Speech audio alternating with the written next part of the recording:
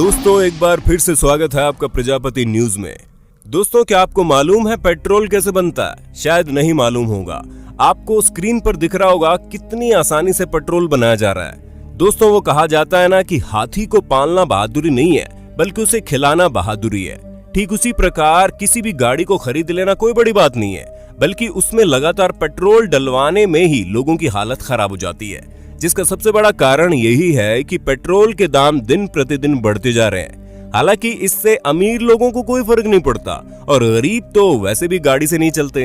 हालांकि जिन लोगों की रोजमर्रा की जिंदगी में गाड़ी की जरूरत होती है वो है मिडिल क्लास लोग। लेकिन पेट्रोल के बढ़ते दाम को देखकर अब हर इंसान की जेब ढीली होने लगी है। ऐसे में हमें पूरा विश्वास है कि आपके दिमाग में कभी ना कभी ये सवाल आए होगा कि आखिर ये पेट्रोल बनता कैसे है, किस तरह इसे हम तक पहुंचाया जाता है। तो दोस्तों अगर आपके दिमाग में ये सवाल चलते हैं तो चिंता मत कीजिए, क्योंकि आज मैं यानी आपका दोस्त विशाल प्रजापति आपको इन सभी सवालों का जवाब देने वाला हूँ। बस हमारी वीडियो के लास्ट तक बने रहिएगा। और हाँ, वीडियो शुरू करने से पहले एक छोटी सी रिक्वेस्ट है। वीडियो के नीचे रेड कलर का सब्सक्राइब बटन दिख रहा होगा, उस पर क्लिक करके सब्सक्राइब कर लें और साइड में बेल आइकॉन भी दिख रहा होगा, उस पर भी क्लिक कर लें ताकि आपको वीडियो मिले सबसे पहले। पेट्रोल हमारे भारत में ही नहीं बल्कि विश्व के हर एक देश में इस्तेमाल किया जाता है, क्योंकि हाँ माना कि आज ये कई सारी गाड़ियां इलेक्ट्रिसिटी से चलने लगी है और आने वाले समय में इलेक्ट्रिसिटी से चलने वाली गाड़ियां और ज्यादा बन जाएगी। लेकिन अभी इस समय में अधिकतर गाड़ियां पेट्रोल और डीजल से ही चलती हैं। ऐसे में इसका हर जगह इस्तेमाल किया जाना तो लाजमी है, यानी कि आप ये समझ लीजिए कि पेट्रोल और डीजल के बिना कोई भी गाड़ी आगे नहीं बढ़ पाएगी। हालांकि कुछ देशों में इसका मूल्य बहुत ज्यादा होता है, वहीं कुछ देशों में कौड़ियों के भाव भी मिलते हैं। तो जाहिर सी बात है कि पेट्रोल उन देशों में सस्ता ही मिलता होगा जिन देशों में इसे निकाला जाता है, क्योंकि जिस देश में इसे निकाला नहीं जाता उस देश में इसे अपने देश के अंदर इंपोर्ट करने का खर्चा बढ़ जाता है और इसी वजह से वो उन देशों में महंगा मिलता है। तो दोस्तों सबसे पहले हम आपको बता दें कि पेट्रोल हमें गाढ़े और काले तरल रूप में मिलता है, जिसे हम पेट्रोलियम कहते हैं। पेट्रोल एक लैटिन भाषा का शब्द है जिसका मतलब होता है चट्टानों से निकलने वाला तेल।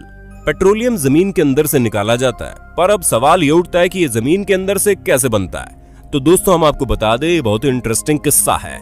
हजारों लाखों साल पहले पेड़ पौधे और तरह तरह के जानवर पृथ्वी में आए विनाश की वजह से दब गए और फिर हीट और प्रेशर यानी कि दबाव और गर्मी के कारण वही मृत जानवर और पौधे फॉसिल्स में बदल गए।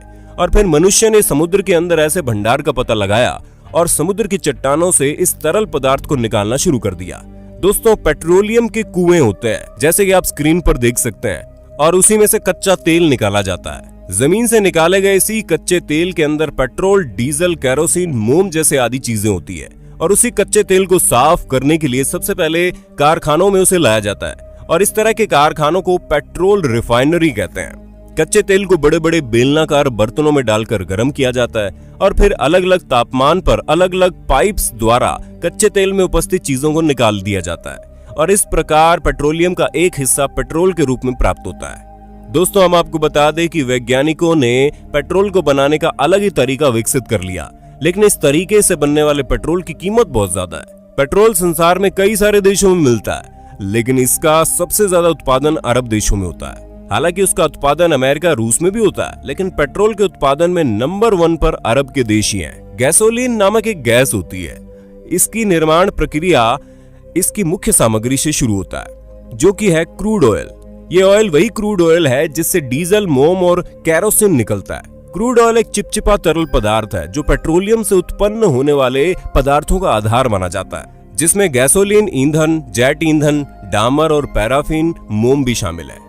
दोस्तों जमीन से कच्चा तेल निकालने के लिए पेट्रोलियम कंपनीज तेल के भंडार में गहरे कुएं खोदकर उसे बाहर निकालती है। उसके बाद क्रूड ऑयल को अगले प्रोसेस के लिए ऑयल रिफाइनरी में लाया जाता है और फिर लैब टेस्टिंग करने के बाद इसे पेट्रोल पंप में भेज दिया जाता है। तो दोस्तों अब आप समझ गए होंगे कि सबसे पहले तेल को खदानों से निकाला जाता है और फिर उसे रिफाइनरी के प्रोसेस के लिए बड़े बड़े कारखानों में भेज दिया जाता है और फिर जब वो पूरा हो जाता है तो फिर ये पेट्रोल पंप में भेजा जाता है। ये प्रोसेस बहुत ही सही तरीके से किया जाता है, क्योंकि खदानों में तेल निकालने का काम करने में कई सारी दिक्कतें भी आती है और उन दिक्कतों का सामना करते हुए इन पेट्रोल को हम तक लाया जाता है। जैसा कि आप बहुत पहले से जानते होंगे कि पेट्रोल का सोर्स अनलिमिटेड नहीं है, यानी कि कभी न कभी पेट्रोल और डीजल जैसे पदार्थ इस दुनिया में नहीं रहेंगे और उसी चीज के लिए आज तरह तरह की इलेक्ट्रिक गाड़ियों का निर्माण हो रहा है। ताकि आने वाले समय में जब पेट्रोल और डीजल जैसी चीजें न रहे तो हम फिर भी अपना काम चला पाएं।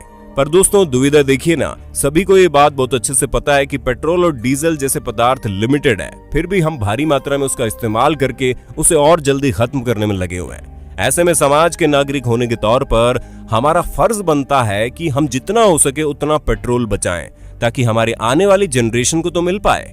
बाकी दोस्तों आपका इस पर क्या कहना है हमें कमेंट करके बताइएगा, और ऐसे इंटरेस्टिंग वीडियो लगातार देखने के लिए हमारे चैनल को लाइक शेयर सब्सक्राइब करना ना भूलें।